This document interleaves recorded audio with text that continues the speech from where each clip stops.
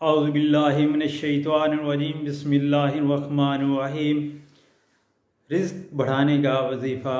نبی پاک صلی اللہ علیہ وآلہ وسلم کا ارشاد گرامی ہے کہ اگر آپ اپنا رزق بڑھانا چاہتے ہیں تو ان 3 باتوں پر عمل کیجیے۔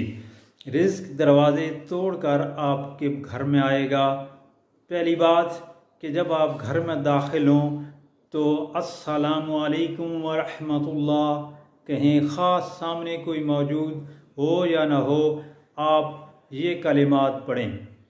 اس کے بعد سورہ اخلاص، قل هو اللہ احد اللہ الصمد لم یلد ولم یولد ولم یکن لہ کفوا احد، یہ پڑھیں۔ اس کے بعد مجھ پر درود بھیجیں، انشاءاللہ تعالی آپ کے رزق میں برکت ہوگی اور آپ کا رزق کئی گنا بڑھ جائے گا۔